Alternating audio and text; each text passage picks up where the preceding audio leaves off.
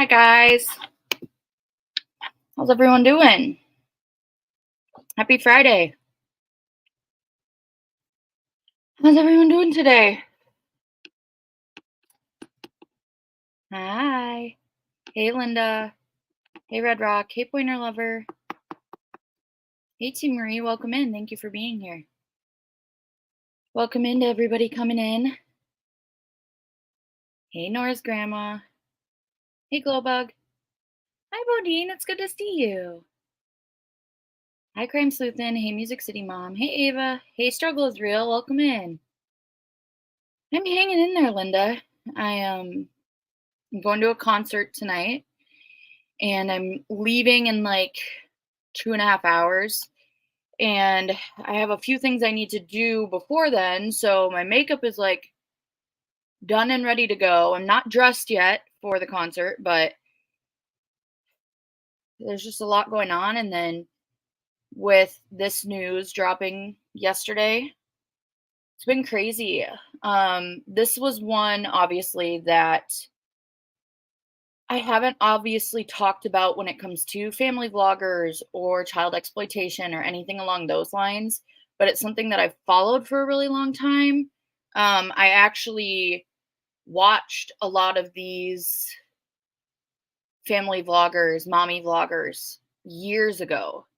Obviously, before I learned all the implications of family vlogging and stuff like that. So it's very interesting to me because I followed Ruby Franke and her family, not as closely as her other family members that um also vlog, which we will get into. But thank you. I appreciate that. Hey Melissa Jade, welcome in. So it's it's interesting from my point of view, just because I did watch them. So I've taken in a lot of their content. Hi True Crime Crazy, how are you? Thanks, Allie. Allie, I'm going to send you the link. I had invited Allie up, but she's kind of driving in between football games. So I'm going to send her the link and then she'll just pop up if and when she can. Just because I was talking to Allie about this case yesterday. So I got to find Allie in my messages. I know, True Crime Crazy. I emailed you back. Can you guys say a prayer for True Crime Crazy, please? She's been in the hospital and I love her. She's the best. And she could really just use all the thoughts and prayers that she can get right now.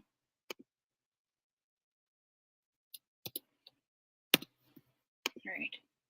Music City Mom. When do I get members? I'm not exactly sure yet. It's just going to be a matter of, I think, watch hours at this point. But that's pretty much it. So it's not something that I really want to push, because that's not what I'm here for. But I do know that I enjoy members only lives. So I'm excited for it. If you guys can see, Dexter's back there. Dexter, come here. Hey, Dexter, come here. There he is. Can you say hi? He's looking at me. He's not looking at you guys.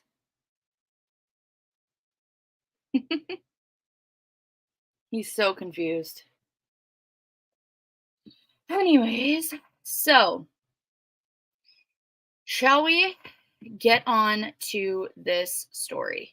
I know, right, Nora's grandma? The pup cam. He always tries to sit behind me, but because of like where my camera is and everything like that, it's nuts.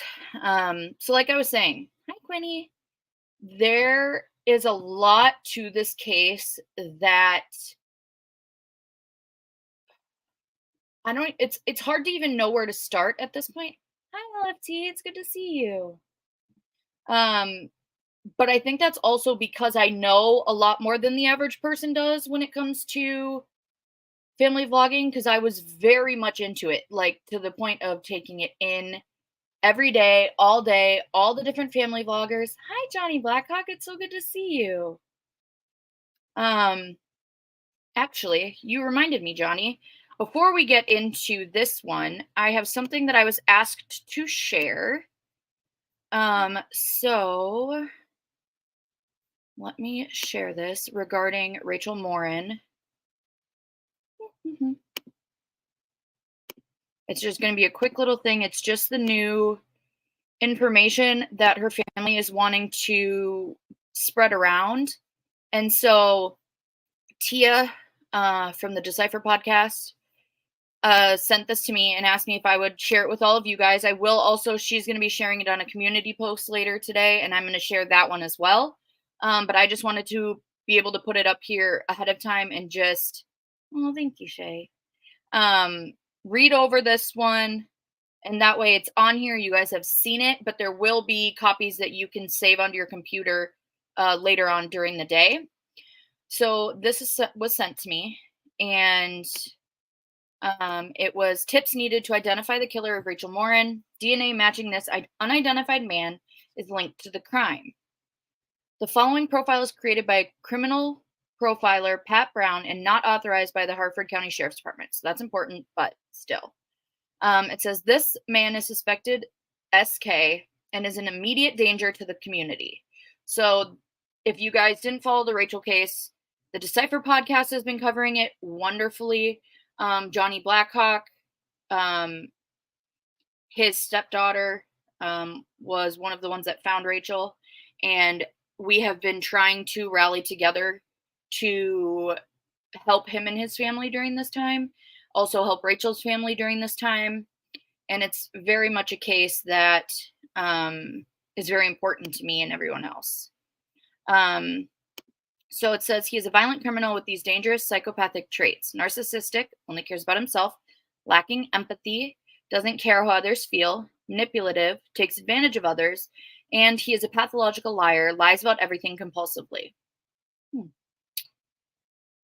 After committing a crime in Los Angeles, California, he came to Bel Air, Maryland. This choice of location to a small, lesser-known city is odd, meaning he must know someone in Bel Air where he has been able to stay. The attack on Rachel Morin that occurred while she was running on the Ma and Pa Heritage Trail was likely committed by an opportunistic predator who saw her that evening. This means it is likely the predator has a specific reason to be in the area of the path. He runs it, travels on it, he works near it, or is living near it. The suspect would not be accountable for either at work or home sometime between 6 p.m. and dusk on Saturday, August 5th, 2023, when the attack occurred.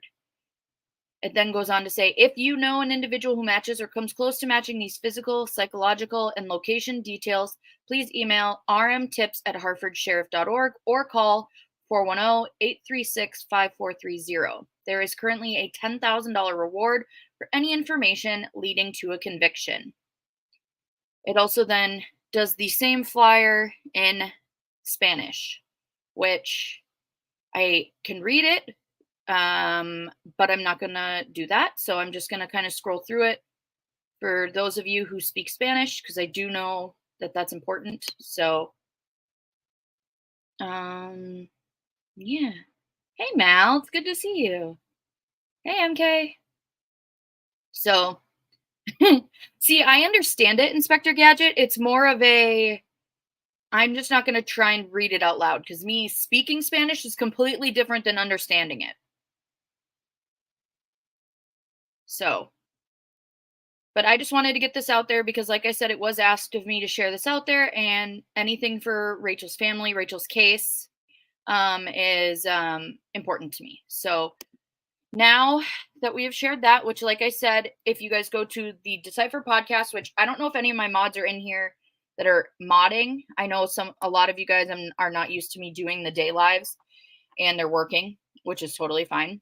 But if we don't drop the Decipher podcast link in the chat, I will put it in the description after the video. So, and also for those of you just coming in, I don't usually get this together for the lives. I'm going to a concert and I'm leaving not too long after the live's done, so I didn't really have a choice.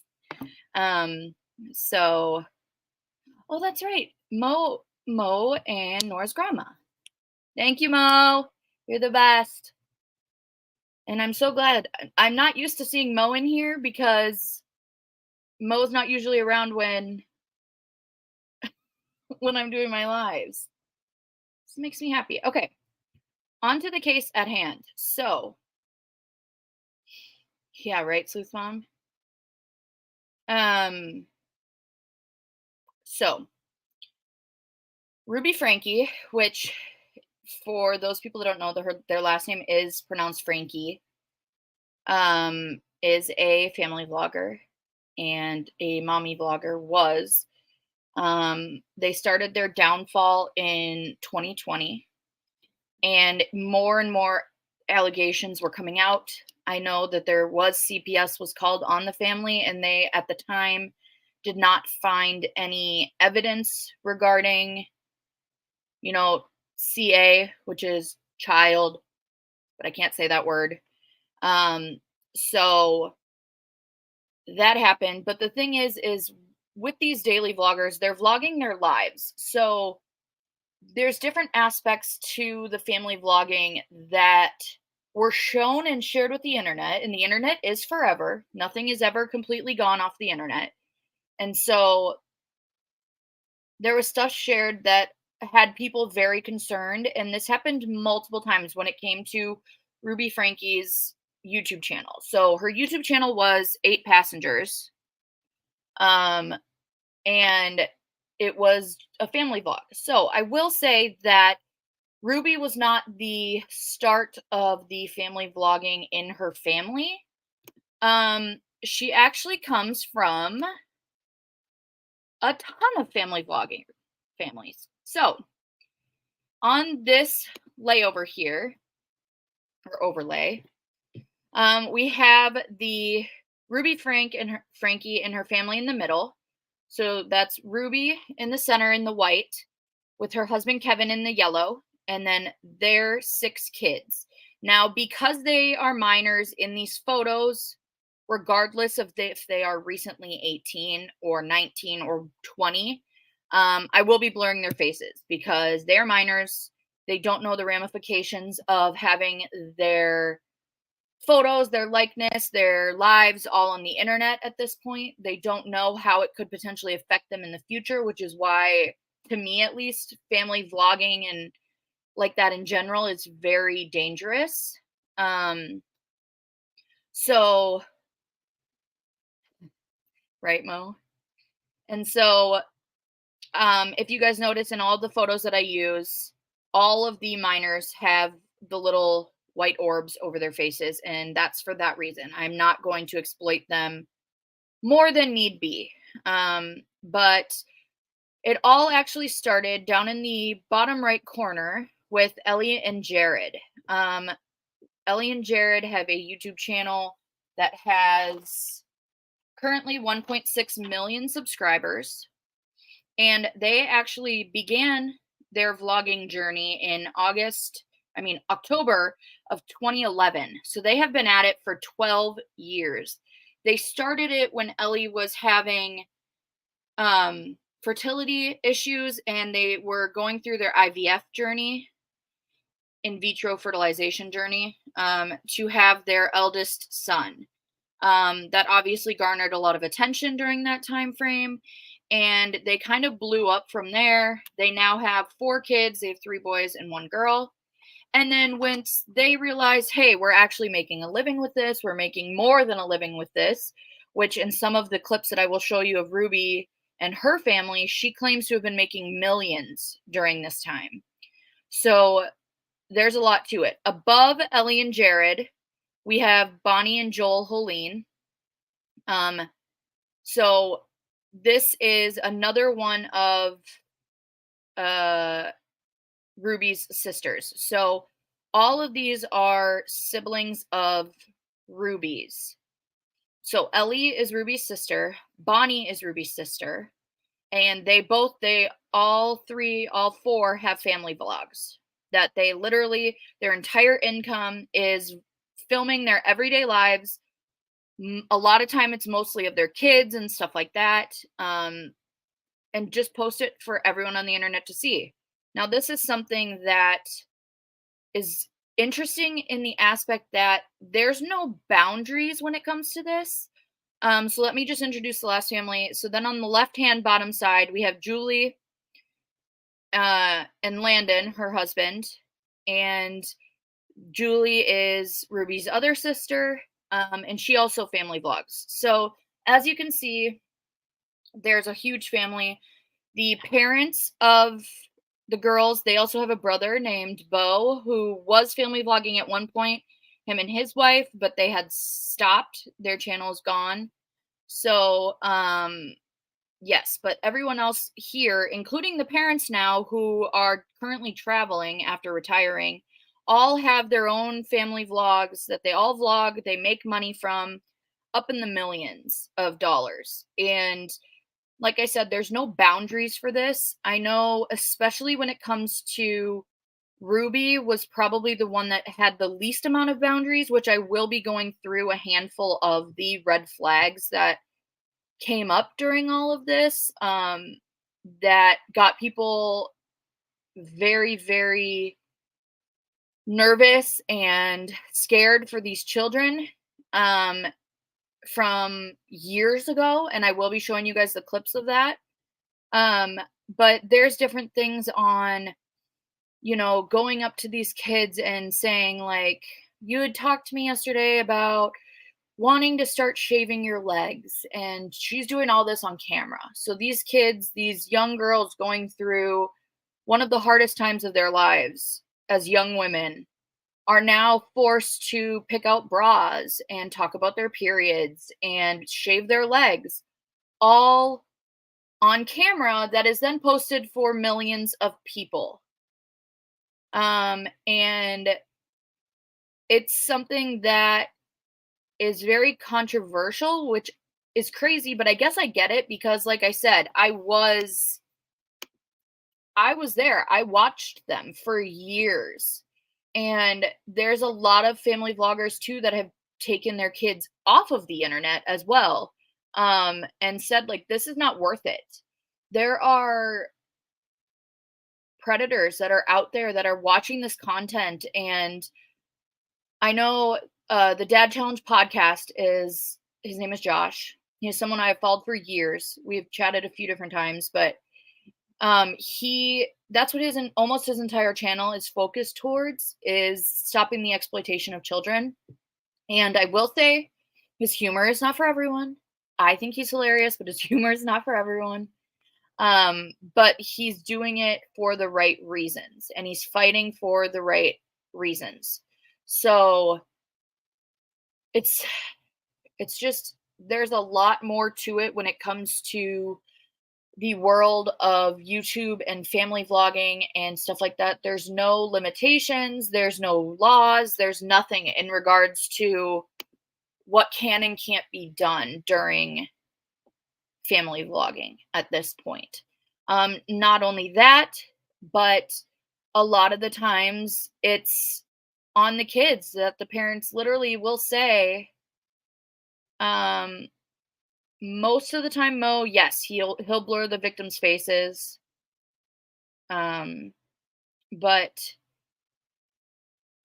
yeah, and I will say there's one interview that Josh does on the Dad Challenge podcast where he talks to a psychiatrist, I'm not sure which one it was, about consent and if kids can actually consent to being put on the internet. And the answer is no. Their brains are not developed enough to be able to understand the ramifications that could come in the future with this. So you never know when one of these child vlog kids grows up and tries to get a job, and all of a sudden the job searches their name and their entire childhood is on camera.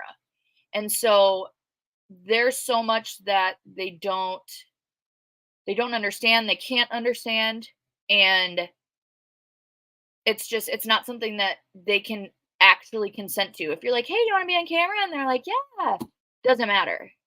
So, but yeah, so that was not even a tangent that I was going to go on. But unfortunately, that's kind of where we get to today's story.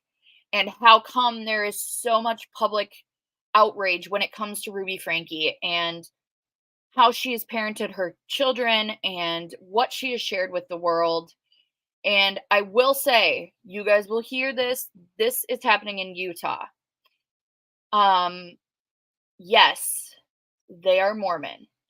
Um, to me, this is another situation like Lori Vallow where Ruby's case is not based in the Mormon faith. It's a very far out like aspect of whatever her mindset is. So I know because I have seen a lot of videos, I've watched a lot of videos of people who go directly into, oh, another family of Mormons doing more like Mormon things. It's like, no. And that is one thing that I will say in this chat is that I respect all religions. I respect everyone in that aspect. And we will not have bashing. This is Ruby Franke, her husband Kevin, and they're doing, as well as Jody Hildebrandt, which I will introduce to you guys. But any type of bashing or anything like that will not be tolerated. And if it's in chat, please mods delete it. And if it's not deleted and something makes you feel uncomfortable, please feel free to reach out to me. One of my best friends is Mormon, and I learn a lot from her. And she helps me to not only respect other religions, but to know that just because there is a title over someone based on their religion doesn't mean that that's something that everyone in that religion believes in. And I think that's important. So let us get into Ruby Franke. All right. So I guess I'm going to ask you guys, would you guys rather me start on what led up to the arrest, or would you rather me go over the arrest and then, oh, there's a black dot on my computer screen. It was right in between my teeth, and I'm like, you've got to be kidding me. But it was on the screen. It wasn't actually in my teeth. So, correct, Goldbug. I agree. All right. So what do you guys what would you rather do? Would you rather me, okay, so you guys want me to kind of go over the red flags that showed up ahead of time? Oh, really, Jen? That's interesting. Yeah, I did too. Arrest, then history. Okay. So all of this went off yesterday. Ruby Franke and her business partner, Jody Hildebrandt, were arrested in Utah for 2 counts of child A, which I will refer to it as CA, which obviously is child, but I can't say that word because why should I have to not say that word? But don't get me started. All right. So I will say it came out pretty quickly that this was Ruby Franke of 8 passengers. So this is something that if you read a lot of the Reddit pages or on YouTube or the other Twitter, Instagram, anything, people will say it's a long time coming. So, but the thing is this is one of the first more major, like mainstream family vloggers that are now being held accountable for their actions. So I put this one up. Well, actually, I'm not. I'm going to put that down because I'm going to bring up an article that's going to read to us about what occurred. So, which I'm not going to lie, this is, when I first read this, I was just like, oh, finally, they watched all the videos on YouTube that people have put out and the calls to CPS, and they're finally doing something. No. Unfortunately, it is much, much, much worse than that. It is something beyond what I think any of us thought was actually happening in these household. So, um, yes, let me read through this. I have a few more articles. I also have the police dispatch from when the kids are found and more. So, child who climbed out of window for help leads to arrest of 8 passengers' mother. Police say children were found with severe malnourishment, neglect, and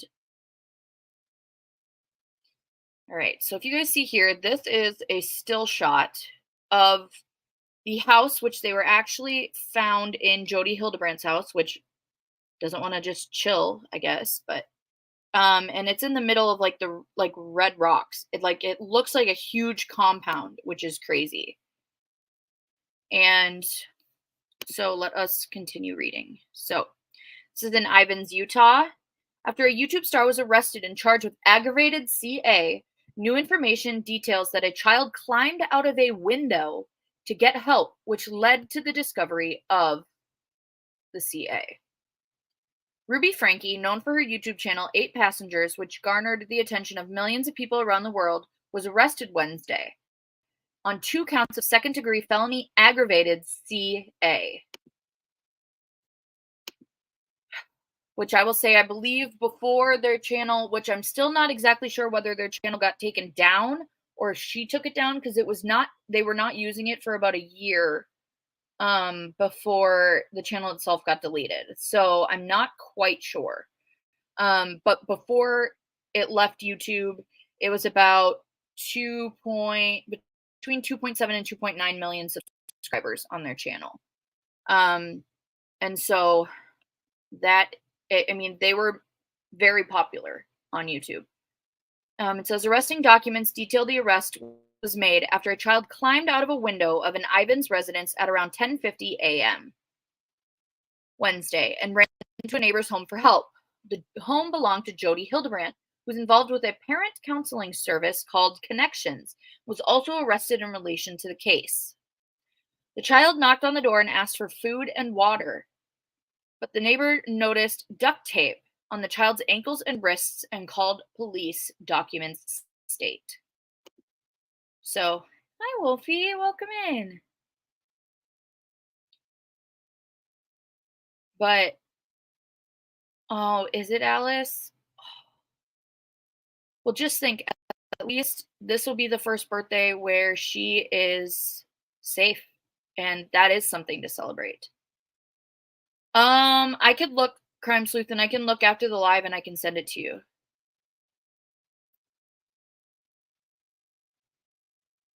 So it actually got deleted not too long ago, but it was before all this went down.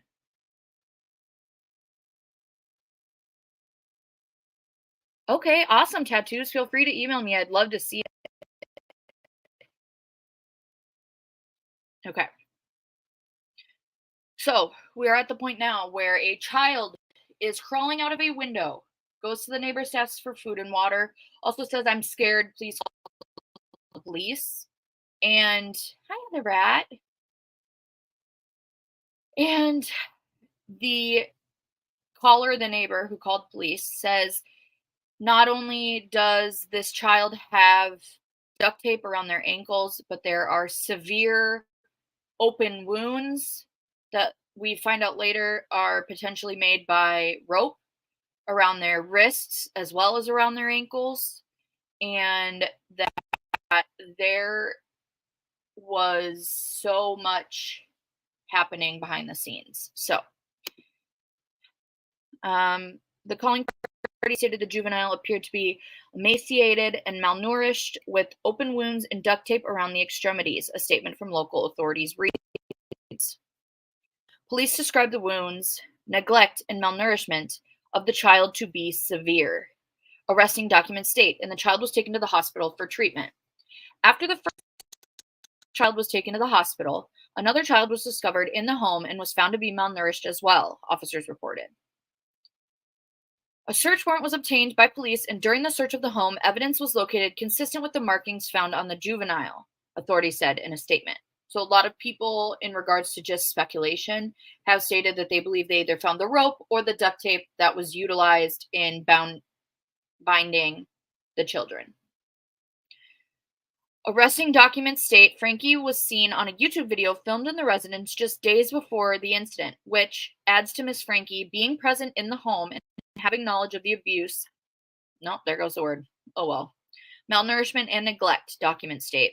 Franke did not speak with police and instead requested a lawyer. Arrest information reports. She was ordered to be held without bail in the Washington County Jail. The Department of Child and Family Services was contacted. A statement from the Santa Clara Ivins Police or Public Safety Department reads, and in a joint effort with the Springville Police Department, 4 minor children were taken into the care of the Department of Child and Family Services. And then it does go over PB&J, I don't know, a long time because they technically had stopped family vlogging for over a year. Now, I will say the 2 oldest children, which we will learn Sherry's name. Sherry is Ruby's oldest daughter. She is 20 now, I believe. Yes, 20. She has been somewhat vocal leading up to this, but also very vocal just in regards to everything else after. I will be showing you the screenshots of her Instagram stories. And so, yes, I will be sharing that. So I won't be reading this part out loud just because I'm going to be reading it when we look at her actual story. Yes, all are her biological children. So the thing is, though, travel with me is the 2 children that were at Jody Hildebrandt's residence were Ruby's 2 youngest kids. So the fact that there's 4 makes sense because technically she has 4 kids that are minors. You're okay, Tia. Okay, so technically there's 2 of Ruby's children that are above 18. There are 4 of them that are below 18, so they are minors. Those are the 4 that are in custody. I believe everything that I've been reading, Jody Hildebrandt does have children, but they are all not minors. They are all grown and out of the house. So it's literally just, hi, Aaron. I messaged you. It's good to see you. I miss you. But I will say that the kids, as of right now, that are in DCFS custody are aged 15, 14, 12, and 10. So it is the 12-year-old that crawled out the window, and then the 10-year-old was found in the home, and then later on, it is the other 2 that are also taken into protective custody. So let me see now. Let's see if there's anything else in here. So it says, according to Prevent Child A, Utah Director Lorianne Thorpe, 90% of Child A cases are perpetrated by people that they trust. I think it's really important to understand that children on average will disclose A 3 times before they get help or before they're believed, said Thorpe. So it's really on us as adults who may be receiving this information to trust that a child is not making this up. Telling you guys, there is so much to this, and yeah. All right. So now I'm going to bring up the first statement from Ruby's oldest daughter, Sherry. So this here is a screenshot from her official Instagram. And it says, hi all, today has been a big day. Me and my family are so glad justice is being served. We've been trying to tell the police and CPS for years about this, and so glad they finally decided to step up. Kids are safe, but there's a long road ahead. Please keep them in your prayers and also respect their privacy. So obviously she is their older sister. Right, Chica? That's true. Hey, Lucia. Hey, you good? You want to come up? Okay. You gonna keep your camera on? Okay. Hey, Allie. Hey, Al. Hey.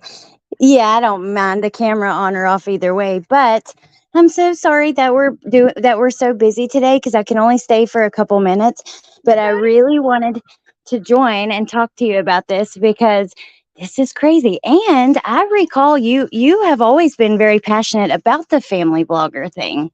So, Yeah. yeah. I think I remember even when we first met, which is about a year ago now, talking about it. It's always been something that it's hard because there are a lot of people who still like like and enjoy watching it. It's still interesting content. Yeah. But it's so difficult for me now knowing the consequences of it. Let's see. Yeah. Definitely. I don't know. I think it's perfect story for you to cover. I'm just it's horrible and awful, but I'm very interested to learn from you about it because I've heard of them. Like I told you yesterday, I remember some of the headlines, like some of the things you're going to go over, but I Mhm. didn't watch like you did, and Lynn told me she watched a lot too. So I know a lot of people were watching it.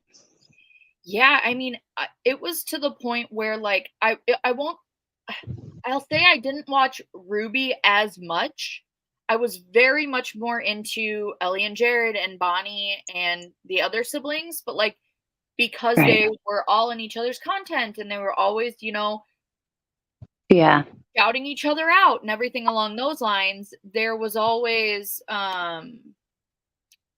like there was always an overlap. So for me, it Right. was to the point where I'd be emailing them and messaging them and commenting on all the videos to the point for like one time Bonnie said hi to me and I was like, "This is the best day of my life." And I'm just like, Wow. I know. So it's like I was definitely in the mindset and to be able to now look at it from both sides, it's a lot easier for me to also say like I get it if people don't get it. And this Right. case obviously is much more severe. Um, and everyone's looking at it in hindsight, where this was stuff that was already out there.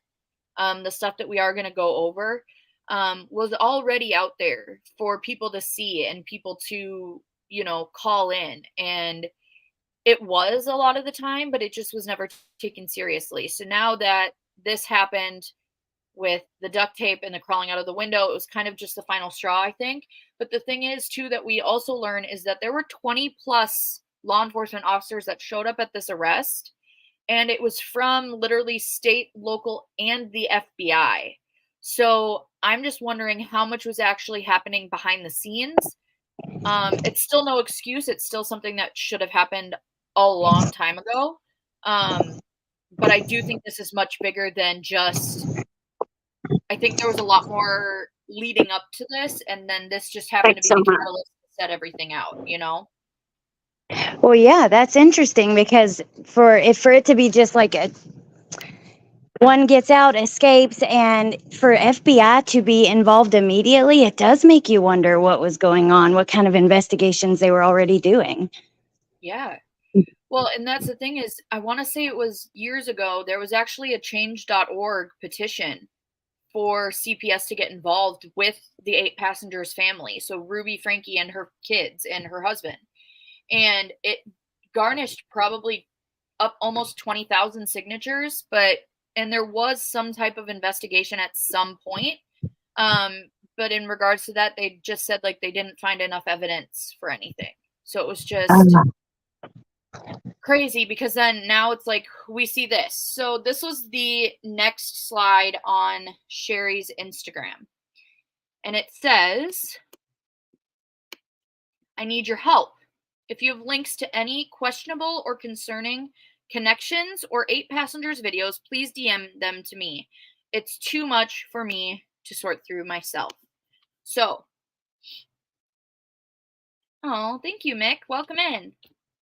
So, back to 8 Passengers was the family vlogging channel with the 2.7, 2.8, 2.9 million subscribers. In an actual video, she's 20 Seal, which is whose Instagram these come from. But in an Instagram video, or not an Instagram video, sorry, in a video, Ruby actually states that she's making millions during this time frame. And so, yeah, it's nuts. And So so, go ahead. this is the 20-year-old daughter's Instagram, you said, right? Yes, Wow. so Okay. this is official Sherry Franke, and she is publicly putting this out. And then, but I'll say, okay, the Connections is the business that Jody Hildebrandt started, and then she eventually got Ruby into with her, so they became business partners in this. It is pretty much like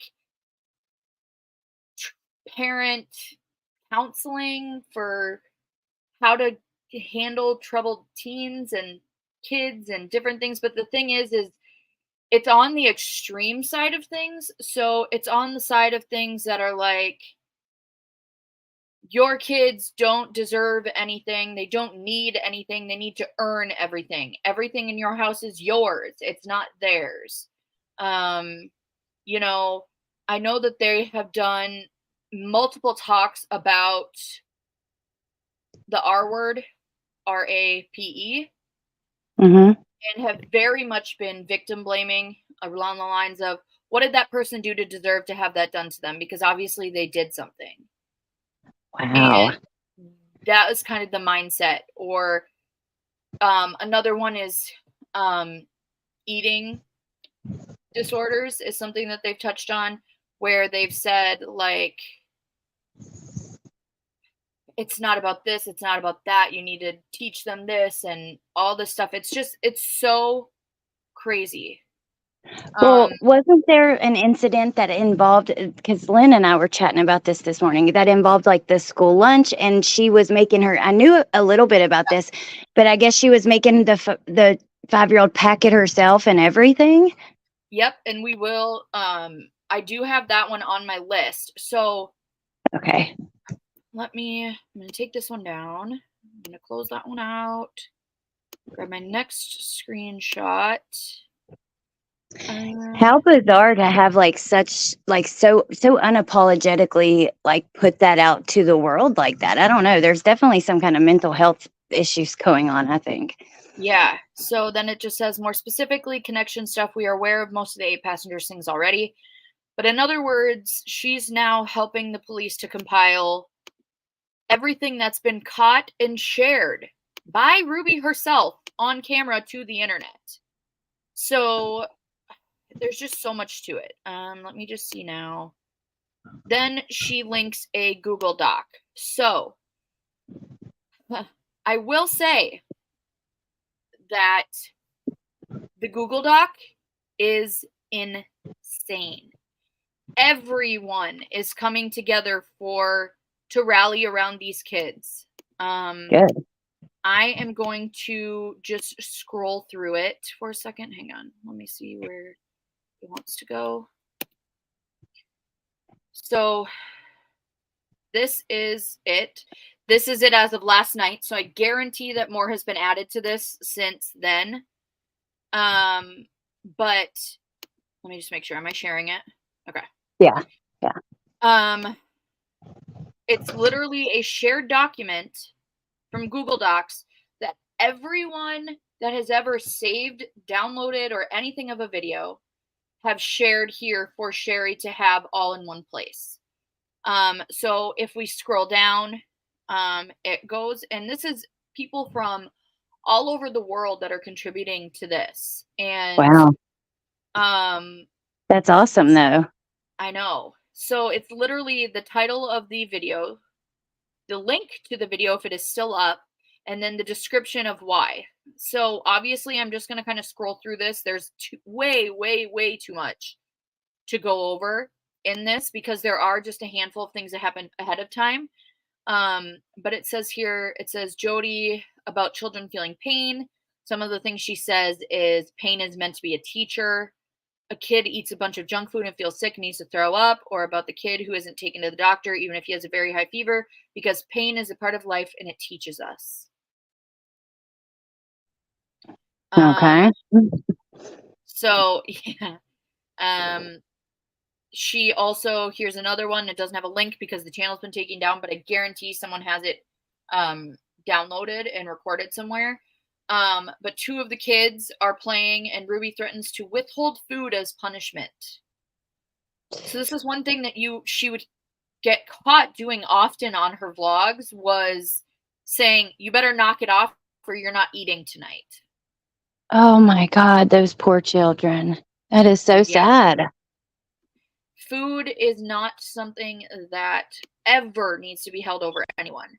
Another No. thing that was held over them, which actually happened, was the younger two, which happened to be the two that were found in the house, had Christmas taken away from them for 1 year due to something. And all the other kids got to celebrate. And they made the Oh kids my sit there and God. watch. Oh, And how sad. so it's one of those things where those were the types of punishments, which there's also a video that I will share with you guys in regards to this as well, where the youngest daughter, Eve, who is the one who's 10 now, which someone in chat was saying that today is her birthday. Oh, Which I had said sucks, obviously, timing wise, but if you think about it, it's her first birthday that she's free. yeah. I And heard you say that. That's so true. although it's sad, it's just so much to it. So, but there's an instance where she's cutting things around the house. So when you look at these videos, it's when she's got to be, 4 or 5, somewhere along those lines. And she finds scissors. What do kids do when they find scissors? Allie, you have kids. If your kids find scissors, what are they going to do with the scissors? Bentley's done it. He'll start cutting up his toys, cutting up my stuff, cutting his hair Everything. off. Yeah. Yeah, everything. So that's normal. That's what kids do. If your kid doesn't give themselves a haircut, then what type of childhood did they have? You know what I mean? Like, Yeah. there's so much to it. And so there's obviously the youngest daughter gets a hold of scissors.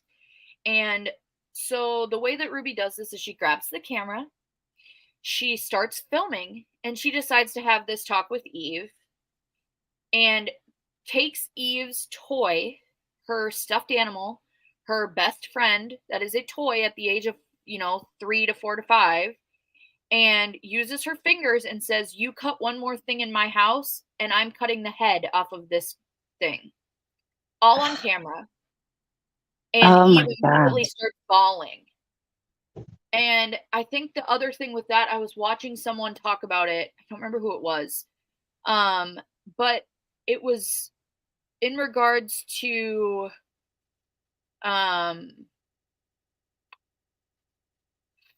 fact that kids at that age, the way that they look at their stuffed animals and their significant, the things that they hold significant and that they love is their stuffed animals. You look back in something from your childhood that was a bear, a blanket, anything like Oh that. yeah. It's your thing. And they said that it was the equivalent to adults and their pets. So like your dog, your cat, anything Yeah. like that, where it's the same mindset because it's the same connection based on age. And It's so, their comfort, it comforts them. It's like and what, so yeah. the fact that that was one of the ways that she was like, "Hey, stop cutting scissors. Otherwise, the thing that you love most is going to get its head cut off." No, lady, It, she should have made sure the scissors were not where kids can get them. That's the thing. You know what I mean? It's, excuse me. yes. The parent's job to keep scissors away from kids. If they get them, that's on you. Then it's your fault. Yeah. Mom, I just can't believe they were just abusing these Yeah. children so blatantly in front of the world and like proud of it. Well, and that's the thing is there's so much more, and I actually have that video of her with the stuffed animal. I There was a documentary that was put out by Swoop. I don't know if any of you guys know who Swoop is. It's a YouTube channel. And she does these really long, Yes, in-depth documentaries. they're Um, great. She does yeah, good ones. she just currently did one on the Colleen Ballinger situation, and it's so good. Mm-hmm. But I was looking I back saw that. and she did one on 8 passengers. And so I'm going to actually be going through that because she clips a lot of the clips that I want to show you guys. And but the nice thing is she's blurred out all of the kids' faces in them. So it's giving the ability to be able to share those instances with you without having to share them.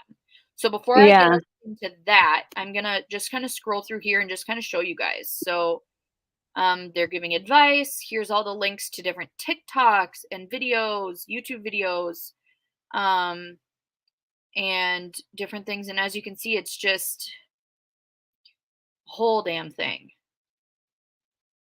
Um, let's see. But that's the thing is she goes on to talk about this too. Ruby does just in general about everything. Oh, these are the things that I wanted to get to. This is the part that I wanted to read on here. So these were some screenshots from the Connections, which is Ruby and Jody's company, to the Facebook group, which they had, which was Moms of Truth with Jody and Ruby. So it says, someone comments, so basically it's the daughter's fault that she's not eating. Interesting, dot, dot, dot. Ruby says, I'm hearing that this video is triggering for you. I'm not sure you were actually listening to what I said. Where in the video did I say fault? This has nothing to do with anyone being at fault or anyone being bad. This has everything to do with how the daughter perceives herself, and the way she perceives is completely up to her. It also then goes on to, my kids always come first. And the Connections, which is Jody and Ruby, write back and say, may I invite you to see the truth? God needs to come first, not kids. When you finally place God in front of everyone in your life, then you can begin to truly love everyone. Keep God first. What? I Um, mean, and it's one of those things where you can believe in God, you can believe in whatever religion you want, but the fact that this is what they're teaching people, and people are coming to them for advice and paying them for this parenting advice, and this is the type of stuff that they are putting out there. So it also, which if you believe in that, that's totally up to you. It's just irresponsible given a platform. But it says, another one said, yeah, she is starving herself, has body image issues, is rapidly losing weight, but it's not eating issues. I really, really hope this mom doesn't listen to you because it's obvious that she has an ED that doesn't make her manipulative or a bad person. Because Jody and Ruby were very much along the lines of victim blaming, saying this is her fault, she could do it, and everything. Um, And so then it says, Ruby then comments back and says, the root of all EDs is never the eating. If it was about the eating, then the solution would be to eat.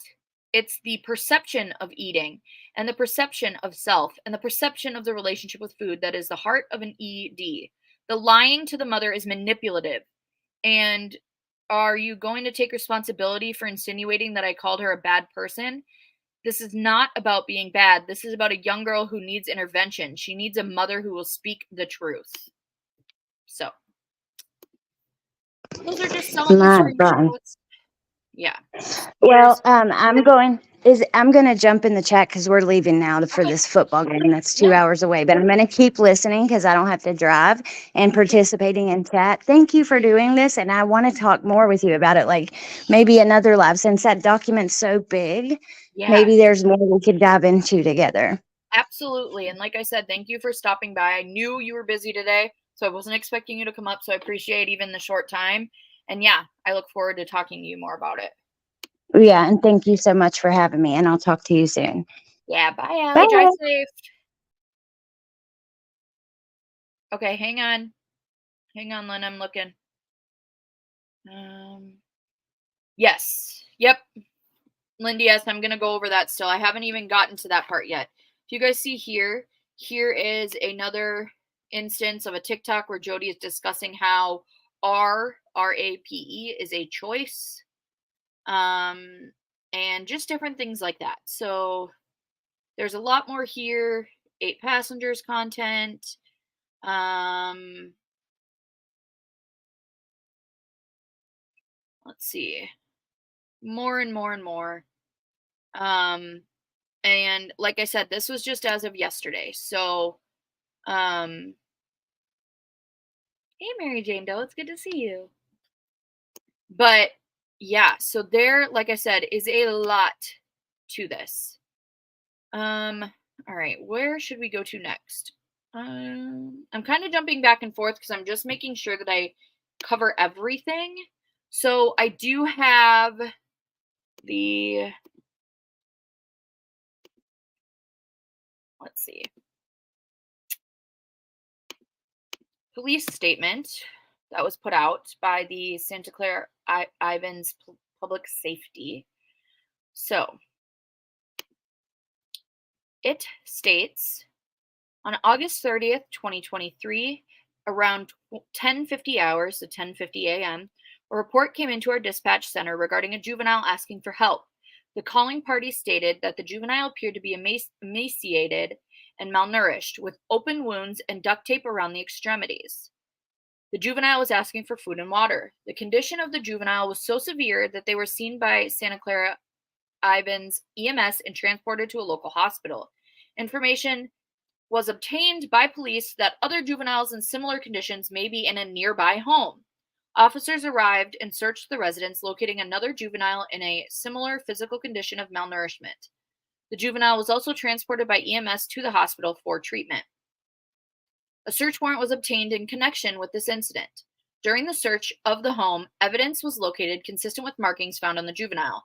The Department of Child and Family Services was contacted, and in a joint effort with the Springville Police Department, 4 minor children were taken into the care of the Department of Children and Family Services. Jody Hildebrandt and Ruby Franke were arrested in connection with the incident. Due to the sensitivity and nature of this case, no additional information will be released at this time.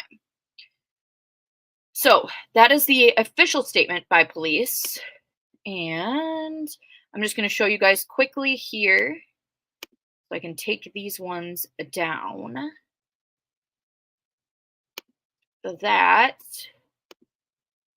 we have, this is the list of current inmates and where they are in the Washington County Sheriff's Office. So if you guys see here, right here we have Jody Hildebrandt.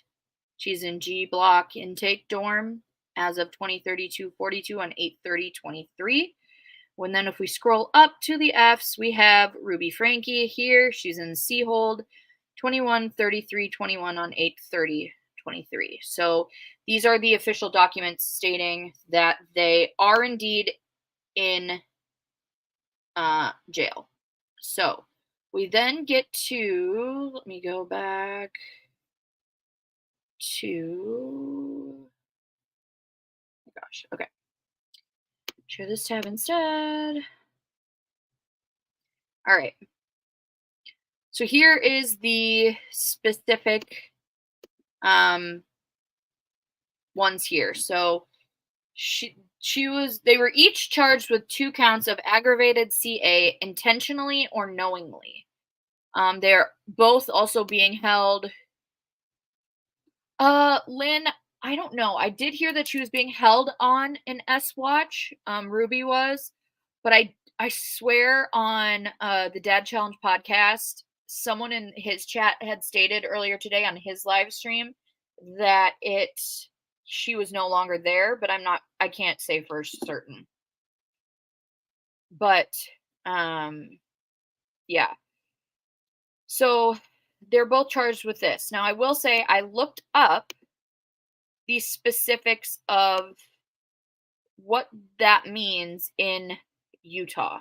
So let me actually, before I bring up the next one, I'm going to put up my trigger warning. So trigger warning, This is obviously not something you want to hear, but this is going to explain a little bit more regarding what an aggravated CA charge is, as well as the penalties for it in the state of Utah. So it says under Utah Criminal Code 765-109.2, a person commits aggravated CA. Did I see Alex's comment? Which one? Hang on. Which one?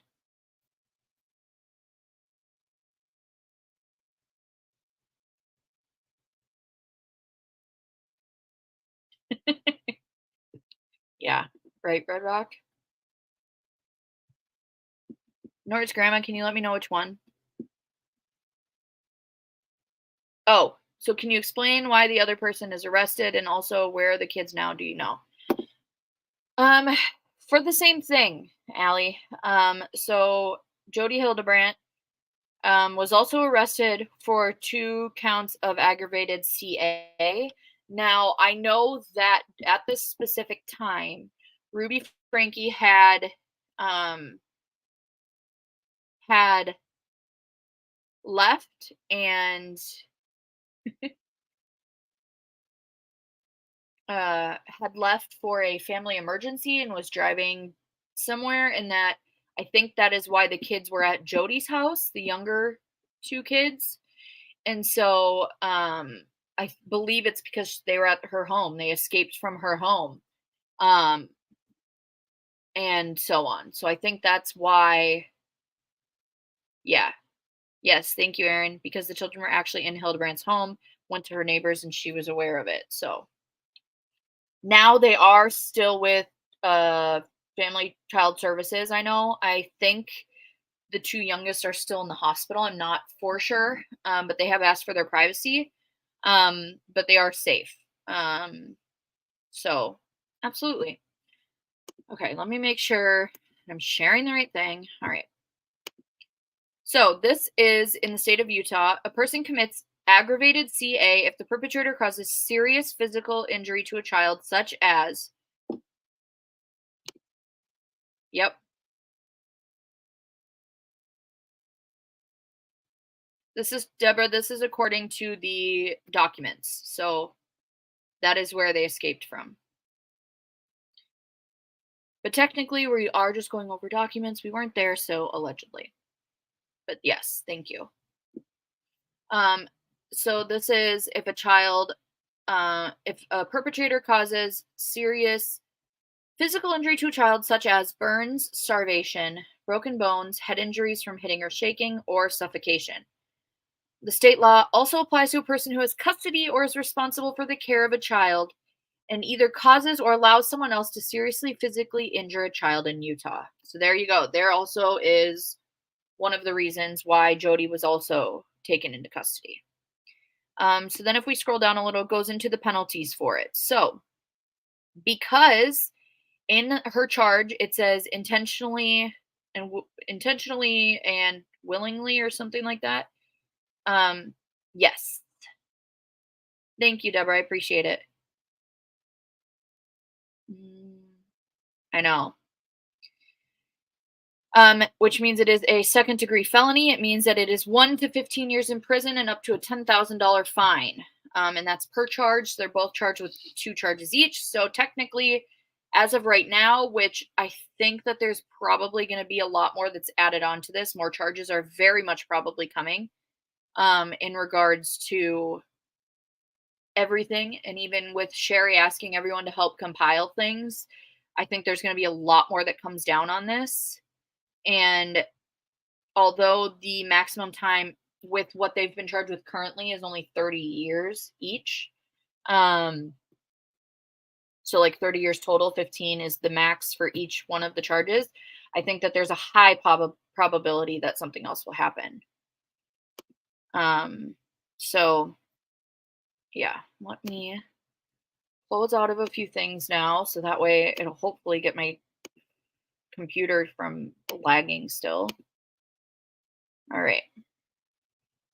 So now I am going to play for you guys some of the police dispatch for this.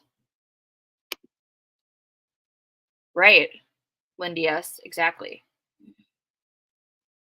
Hi, Heather. All right. Okay, part 1. So let me know if you guys can hear this, because technically it's not a YouTube video, so I want to just make sure that you guys have the ability to hear everything.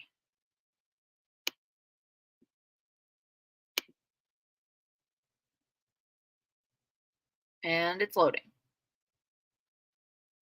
And it's still loading.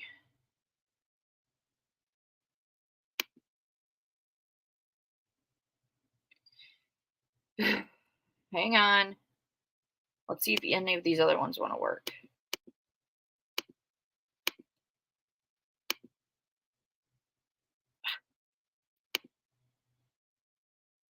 Hang on. It's making me... I don't want to open it up on here. Oh my gosh. I know. 11 and 12 X4 if you can back on a child abuse. Stop it. Hang on, guys. Can you guys hear that? Or is it only me that can hear that? Because it's playing on, like, it opened up my iTunes. Can you guys hear that by chance? I don't think you can. Oh, you can. Okay, cool. All right. I'll keep playing it then.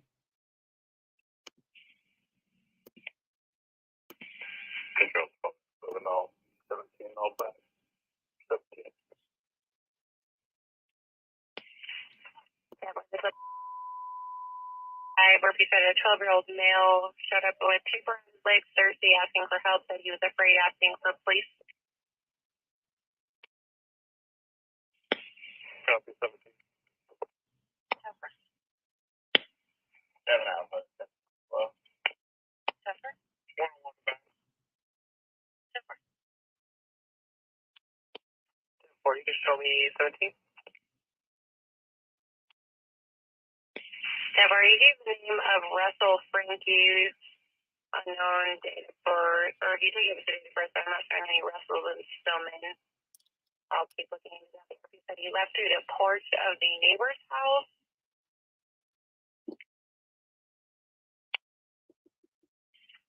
Stand for break 12 X11 and 17. Just have our team female does have duct tape around each ankle. He's not telling ERP why. And said that it sores around his wrists and ankles. He's becoming emotional regarding the child's health. I'm going to go ahead and post it down this one. Go. 1X 43.3. Yep. 11, 12 X 14.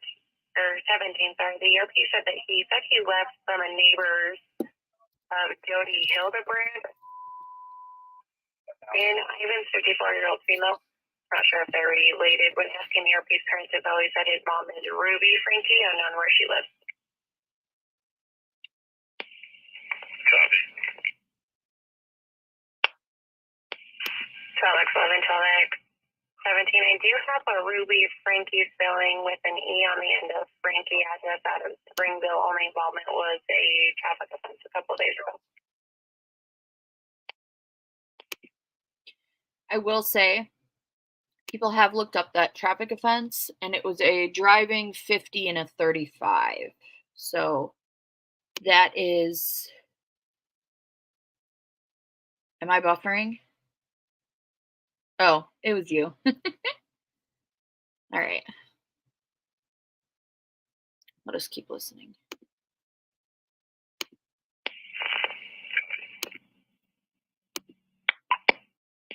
He's also saying that there's 2 of his sisters that are back at the home as well.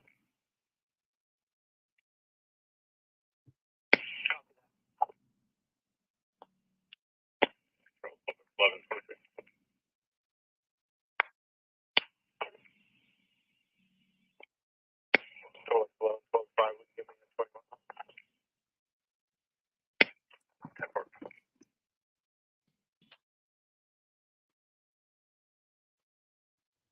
Control 6 Delta 3 will be 82 of 1 2 now. 82 Delta 57. Control next 17. Go ahead. Do you have for that, Jody?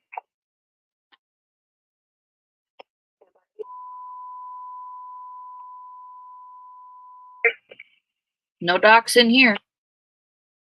10-4, can you put that on a cab, please? Martina, go ahead. Okay, but Come on, Alpha. Can you copy a welfare check? 1 0. 12X17. It looks like if you're at the looking out the front, go left. It's going to be your.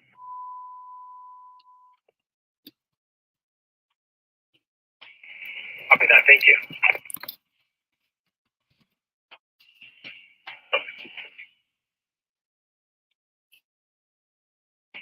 Ruby and the Duke are going to be sitting out on the front porch. No visible weapons. The male is currently wearing a long sleeve and shorts. And medical 23 is on. 10-4, 3 minutes. Medical in front of me. Go first. I'll be doing well. Honey, thank you. Okay. So there are 2 more clips, but it doesn't necessarily go over a ton more. So it does go over just that the other girls are found. It goes over that they're sending him to, they're sending the kids to the hospital for treatment, that EMS looked him over and he needed to go to the hospital. Sorry, Nora's grandma. It just happens. But I will post the links to each of those. Did he move, Heather? He's got his head on his lammy. Hey, Dexter. Hey. Nope. Okay, I will, I promise. I had pickle pizza the other day and it was really good. Okay, sorry. Back from being distracted. Let me close out of that. Like I said, I will post the continuance of the 911 call so you guys can all listen to it yourselves in the description after the live today. But I do want to just put one more thing out, is that Ruby's husband, Kevin, his lawyer, put a statement out, and it just said, Kevin's attorney told Page 6 Thursday that his client's urgent focus is simply to keep his children together under his fatherly care. So I know sometime around 2020, there were rumors, allegedly, that Kevin and Ruby had split up due to everything kind of going on with Jody and the connections and just kind of everything like that, and that there was a lot of stuff going on. And so they were living separately at this time. I know that Kevin was living with their oldest son, who is 18 now. And the rest of the kids, other than Sherry, who is at college. Oh, thank you, Princess Magnelsa. I'm glad it's finally cool by you. She was obviously out and about, but the 4 other kids were staying with Ruby, which are the ones that were obviously taken into custody by the state. So let me grab. We are now going to go through. This is going to be the part that's going to piss people off. We are going to go through Swoop's documentary to the aspect that I have, if you guys can see, written down all of the timestamps and everything. in regards to the different clips of the history of Ruby Franke and what she has done on the channel. I will be posting once again. Yeah, I heard the pickle lemonade was actually pretty good, Linda. Have you had any? Maybe I'll have to try some tonight. And Shay, I'll send you a picture of the pizza. But, okay, let me find this. They're just literally little 10 to 15 second clips. Has it? Their whole channel, Connie? That's new. All right. All right. So, if you guys don't follow Swoop, you need to. Swoop kicks ass. And she does an incredible job. So, let me see if this is gonna. Here we go. Ruby. Hang on. So, like I said, I have it clipped for just short little clips to kind of tell you the different little aspects of things. So, these are just little pieces throughout the years that are of Ruby and her family doing different things. So, let me know that you guys can hear it too. Kevin, use Chad for more views. That is very true. I'm not gonna part of this. What is this? You know, I'm talking like instances of Ruby invading her children's privacy. Asking all summer if she can shave her legs and armpits, and I am. Ruby putting the vlog before her kids. What? Well, I hate it when I'm talking and vlogging and the kids like come up and they're like, I want to talk to you. Scolding them for behavior she exhibits herself, holding them to disproportionate standards for their age. Anything from here on out is disrespect, and you will be excused and go straight to your room. Or how about, you know, discussing their grades or exposing their private lives. Oh, and Ruby likes to film herself driving her children around a lot, all the time. Like, that's, yeah, great content. But also, can you not film while you are driving with a car full of kids? I'm just saying. Now Ruby seems to structure her entire. So that was I know. I love Swoop too. She's incredible. So that was just kind of the first little tidbit there. You guys saw the little clips of the. Oh, good, Connie. That's a good thing.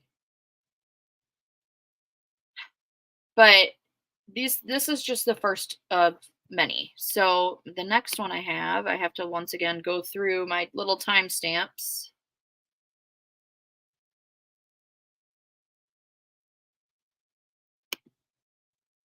All right.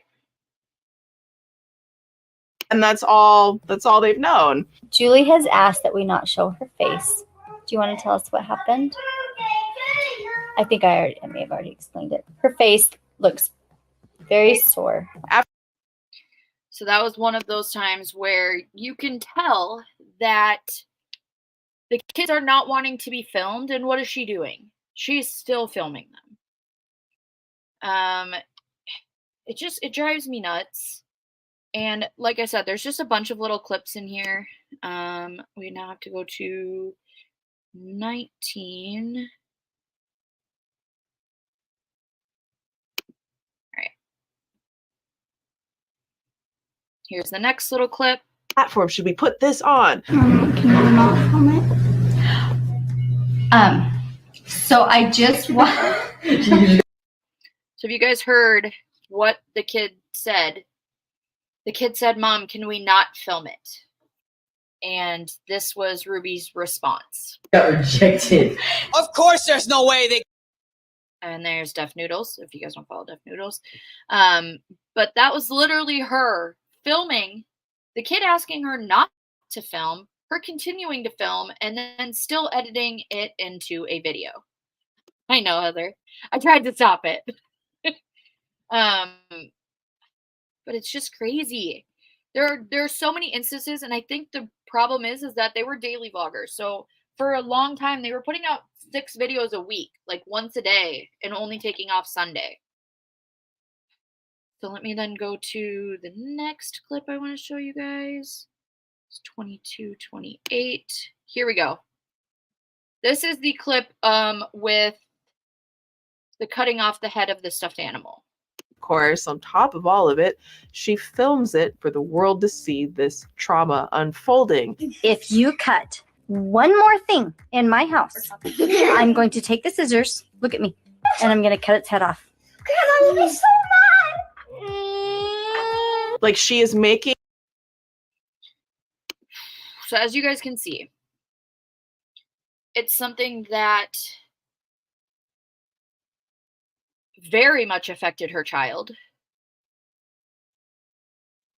And was just something, like I was saying when Allie was on here before, that stuffed animal was something to her that's like a dog to an adult when it comes to how the mind works and its connection to things.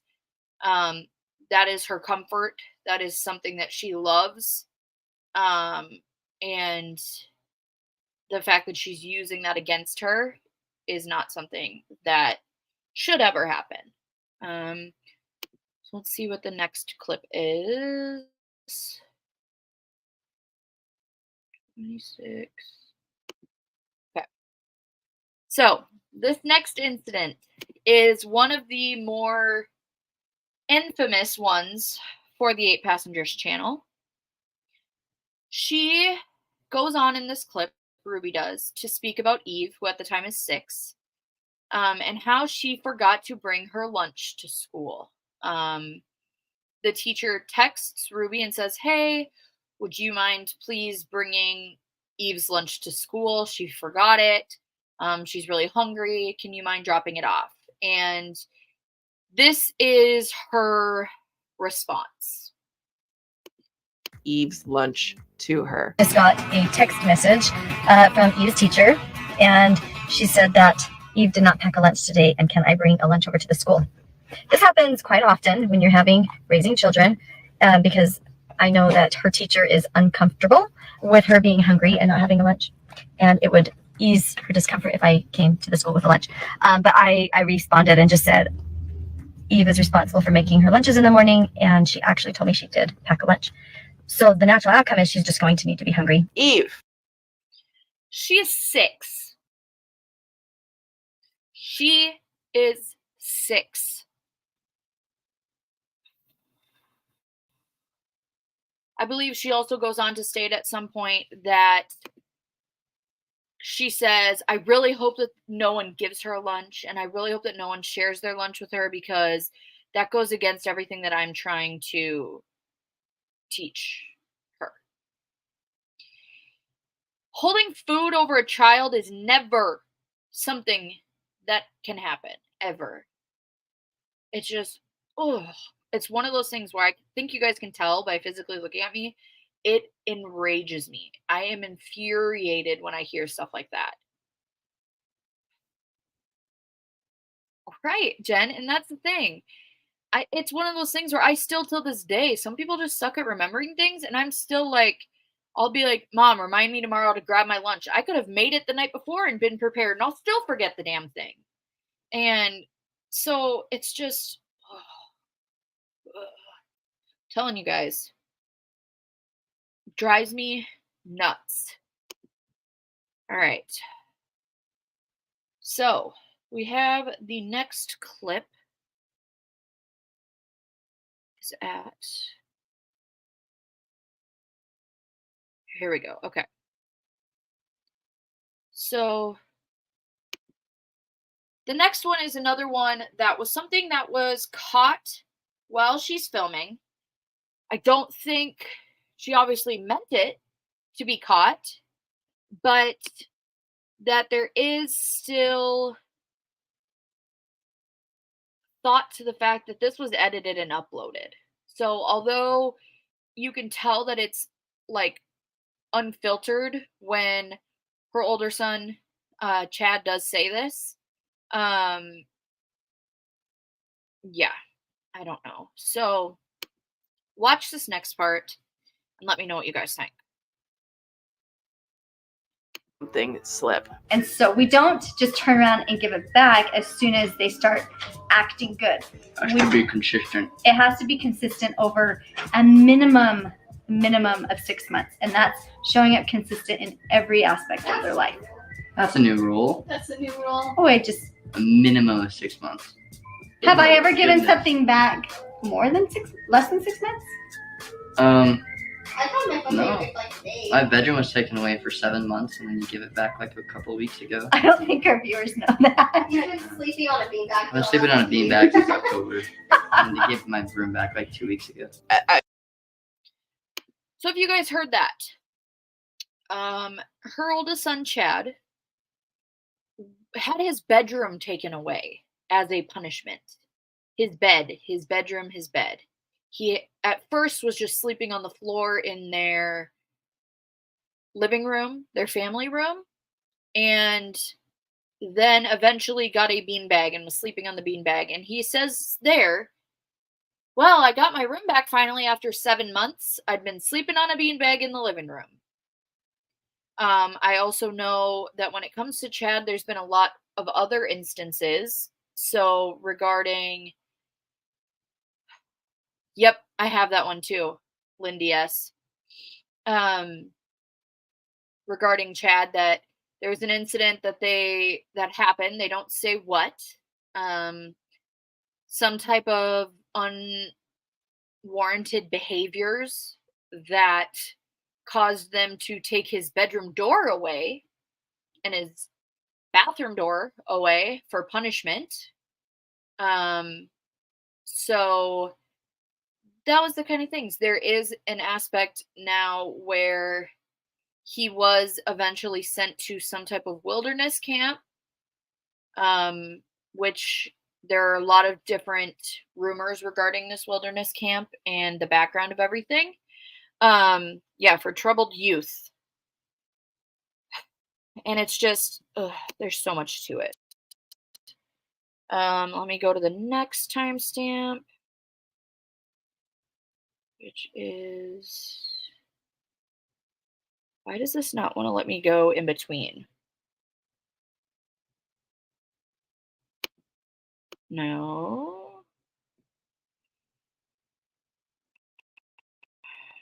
Where am I? Okay. Trying. Hang on. It's Ruby. I'm going to play through a little bit. Film everything. Hang on. It's going to play through a little bit because it's not letting me get to my timestamp. So as soon as I get to the timestamp, I will. It's not them talking here. It's her talking. Hang on. How did we get to that point? Hang on. There we go. Okay. Burn a fiery doom. Oh wait, I forgot. Chad also casually mentions that he has no friends. And now I have no friends. You can play with friends. No, like I don't have friends. I don't have friends either. I literally like told my friends I'm not hanging out with them anymore. Because there's They say some pretty messed up stuff. So, summer goal, become the best athlete I possibly can. How do you feel about not having any friends?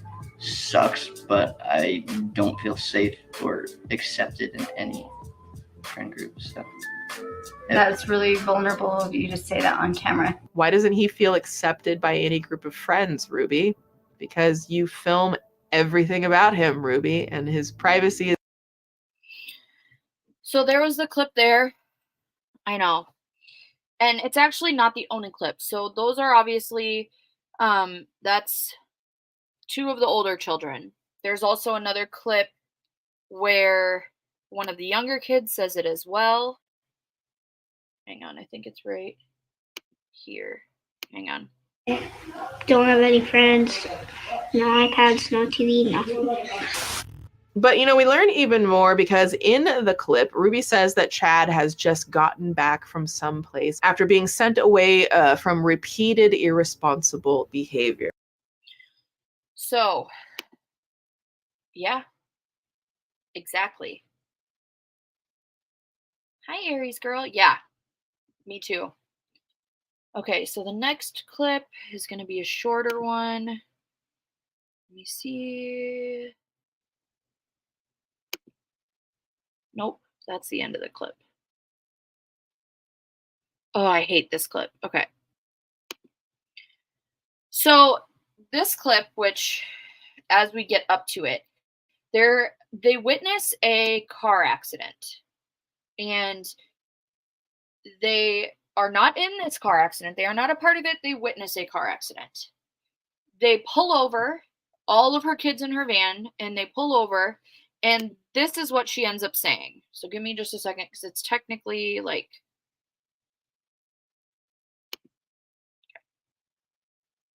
So you guys will see she's filming. Are you okay, Russell?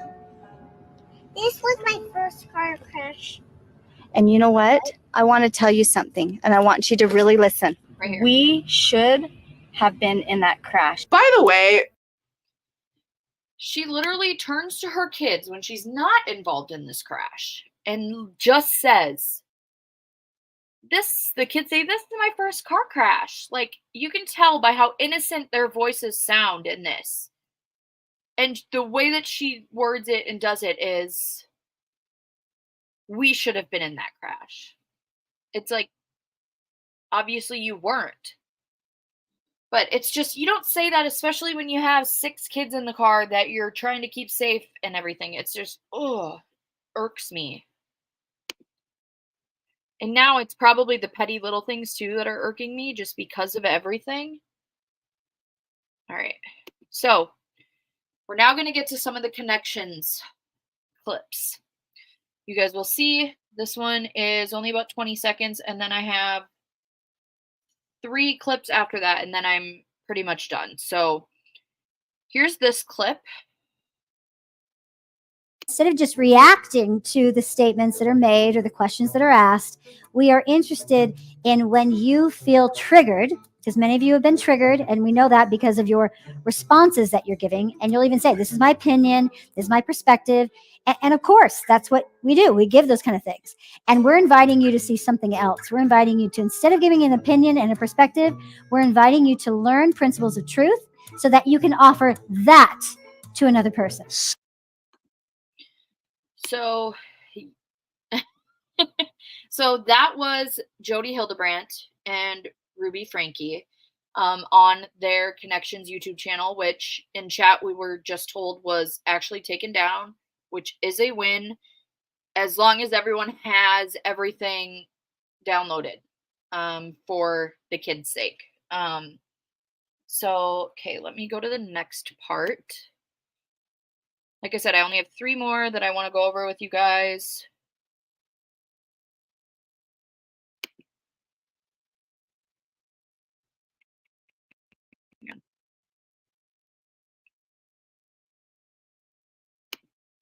All right. I'll think about your actions. My own perceptions, my own feelings, and my own behaviors.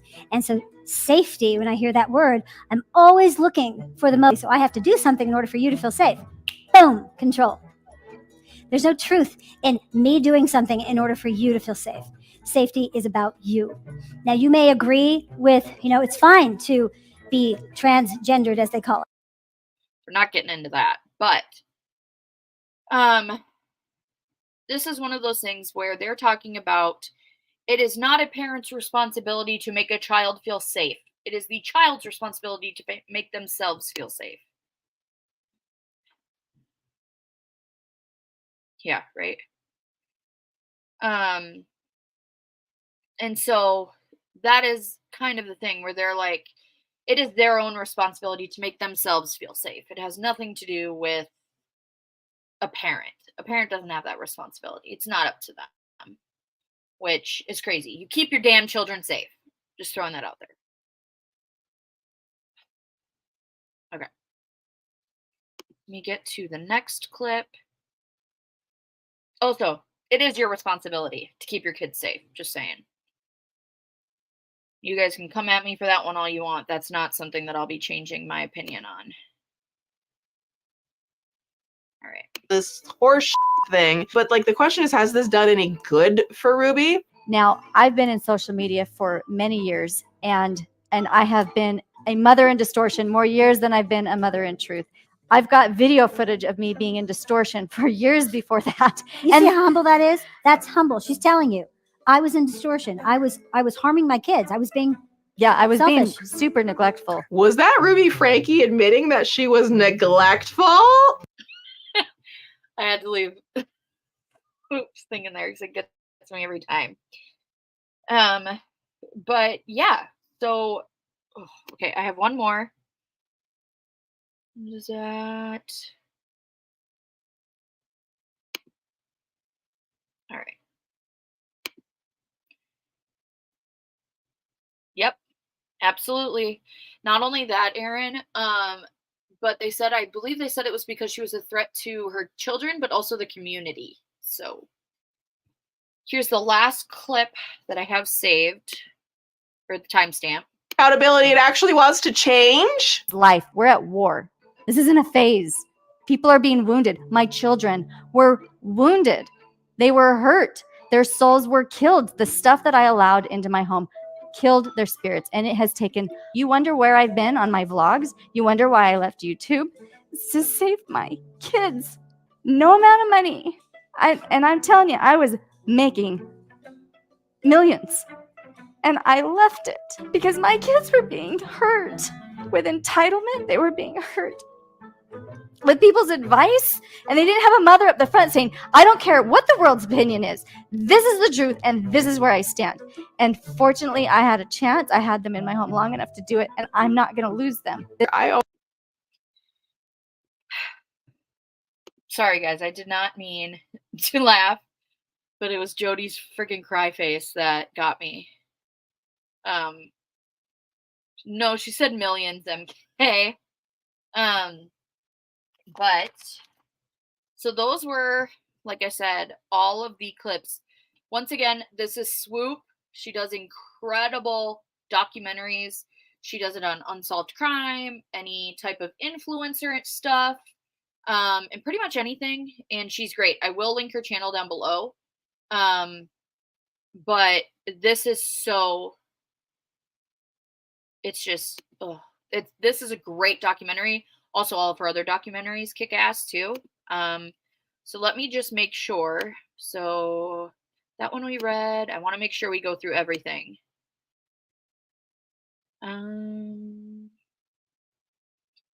Okay. What's this one? Oh yeah, I did that one. We did those. We got those. Oh, last thing that we are going to end it off on is the family's statements. So, like I told you guys at the very beginning, this is an extended family of family vloggers. They all family vlog. That is all how they make their money and their income. That's how it works. So they have obviously put out statements regarding everything that has gone down, and I will say they are not being taken well. And they put out a joint statement first, which I'm not going to lie, like I said, it does not sit well with a lot of people.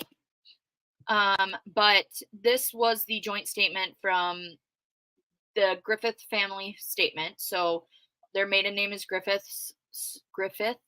So this is, Ruby's parents, her sisters, Bonnie, Julie, Ellie, her brother, Bo. So this is their statement that came out yesterday. It says, for the last 3 years, we have kept quiet on the subject of our sister, Ruby Franke, for the sake of her children. Behind the public scene, we have done everything we could to try and make sure the kids were safe. We wouldn't feel right about moving forward with our regular content, aka their own family vlogging, without addressing the most recent events. Once we do, we will not be commenting on it any further. Ruby was arrested, which needed to happen. Jody was arrested, which needed to happen. The kids are now safe, which is the number one priority.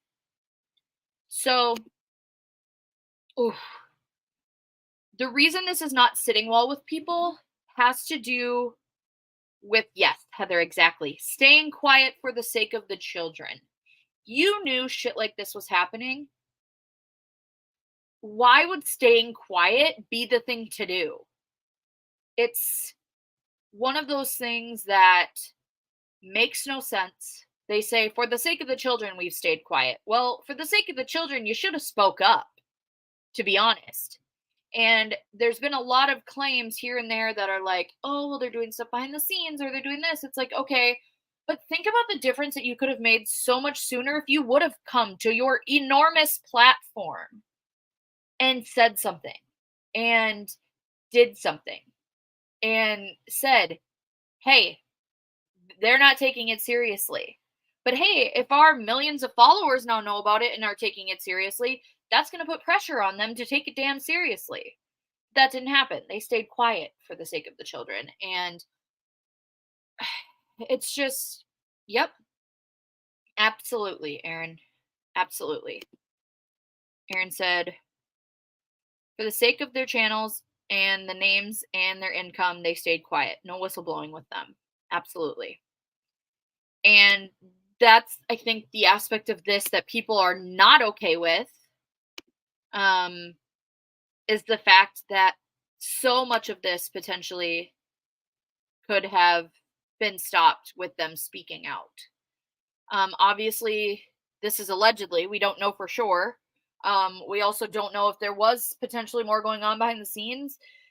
But the fact that it was at this level and they're just coming out saying we were quiet for the kids is just, for me, it's infuriating, because I'm just like, maybe it's because of the way that I am and how I'm like, hey, I'd be standing outside with freaking picket signs and shit to stop all this. Like, I'm not doing that.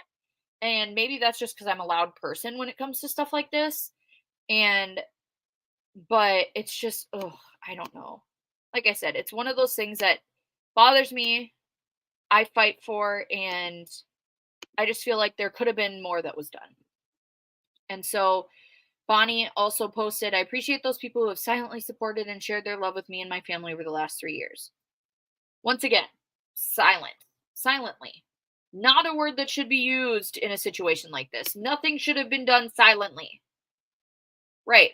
Exactly, Connie. Exactly. Staying quiet while the children were starved and tied up with duct tape. Yeah, Nora's grandma. It's actually, it comes in handy if you're talking about like my physical voice. I have a very loud voice to the point where when I'm with family or something and we go somewhere and they're just like, Mallory, call everyone's names, because I can be very loud. But, I'm telling you. I will say, the last thing before I go, Bonnie also decided to post a video this morning on her channel regarding this. And I want to see what you guys notice. Number one, about, oh my God, stop. What she says and how she says things. Oh no, she deleted it. Damn it. Ugh. Well, either way, Bonnie put a video out this morning, and I don't have an inside voice, Heather. But she deleted it because of course she friggin' did. And I downloaded it, but it was literally something that I found like less than an hour before I went live. I know, let me see if Josh has it on his, because he did his live stream and I think it's on there.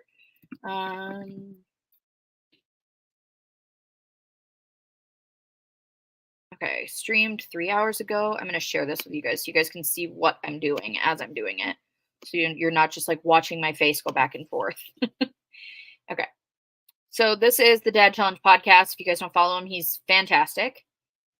He does have a sense of humor that not everyone loves, but he's doing it for helping child exploitation. So let me pause it. And then it was towards the middle, maybe? Yep. Okay, here we go. How did I click that like that? How did I do that? All right. Okay. Scheduled content that was supposed to. Okay. You guys ready? I am going to skip through Josh talking. All right. All right. Let me know if you guys can hear it. To go out tomorrow, Friday. Thumbs up if you can hear that. It is That was Thursday him, not me. evening, and this week has been. I think That's as loud as she gets, unfortunately.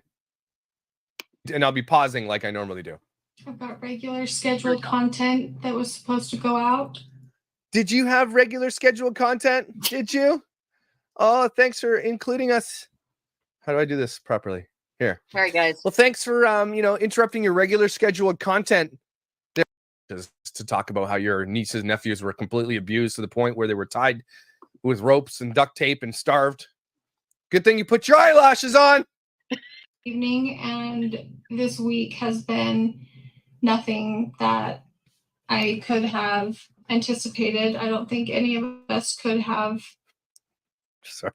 You guys are allowed to snark today. We are allowed to get to be made fun of for their asshole. Oh, we read it.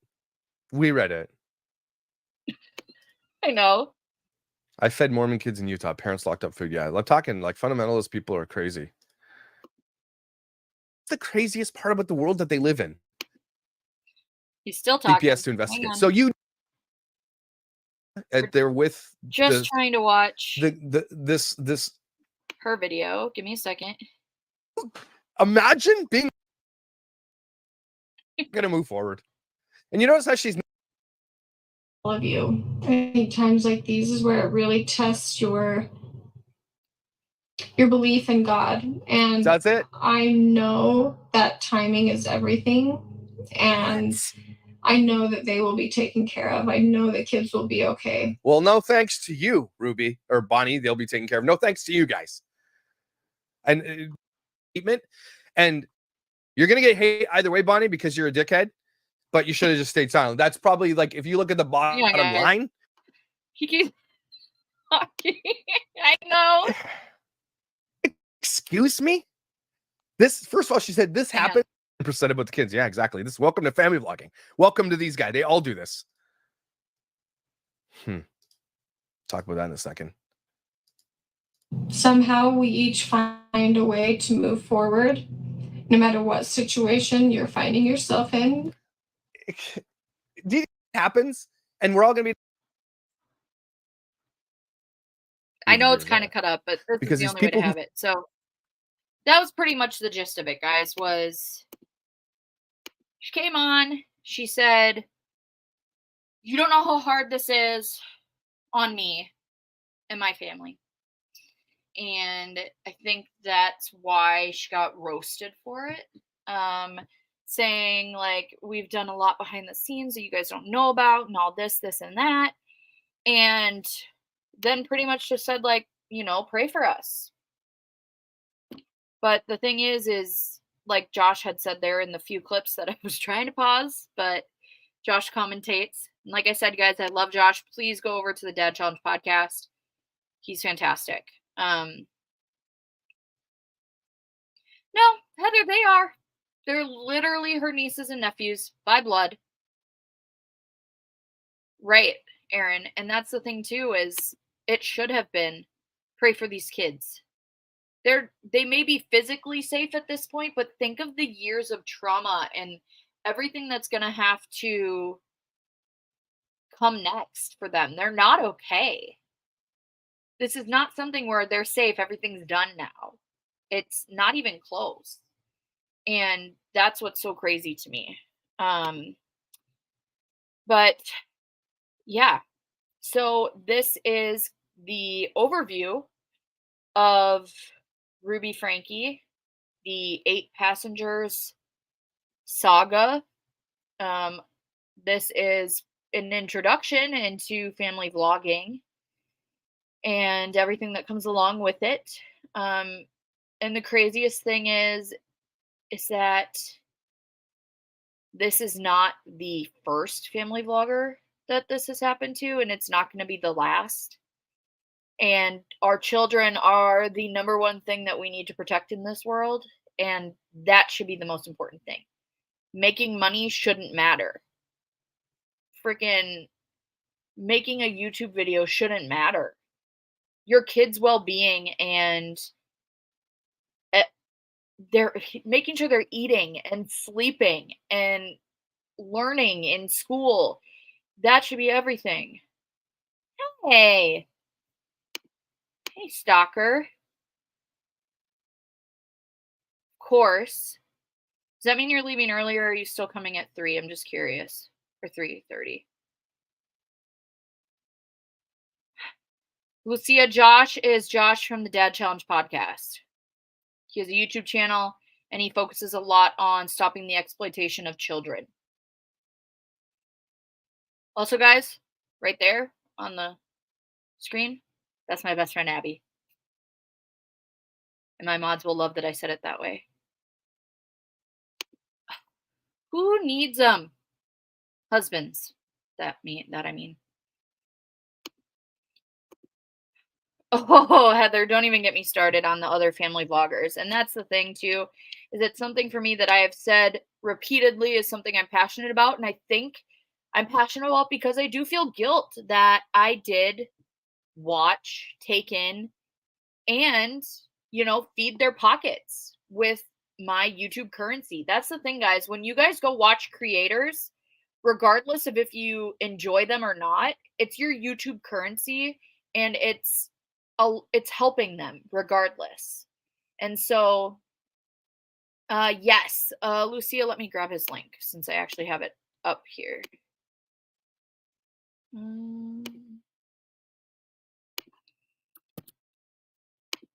Yep.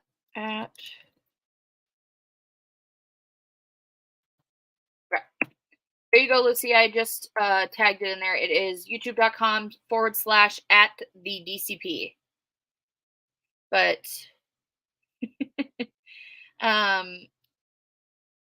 we did too because our daughter loved watching families. Right, Jen, and that's crazy. Well, right, MK, and exploiting your kids for fame and fortune. Not only that, but utilizing them to continue that. The amount of family vloggers and YouTube creators that literally film their kids just for the views of it. And the thing is, too, is there's such a dark side that people don't necessarily talk about. And it's crazy. I mean, the amount of predators and such that are on YouTube that literally will go in and in the comments comment a specific timestamp. And it's of a family vlog where we're just watching them go about their day, but it happens to be at swimming lessons or at the dentist or at gymnastics. And these creepy predators are going in and putting a timestamp in the comments for other people like him or her, to go in there to find that exact spot and time. And it happens everywhere. These kids, their photos are being saved and shared around on these child sites. They're being manipulated using AI and everything now. And it's just, if you have a following, please don't post your children. It's not safe. And it's a long story from here on out. But yeah, so that's going to be it for today. And thank you guys for listening. Thank you for allowing me to tell the story of the Franke kids at this point, because Ruby Franke and Jody Hildebrandt, and even probably Kevin Franke at this point, which he has not been arrested, but he was part of it for a very long time, deserve to be right where they are.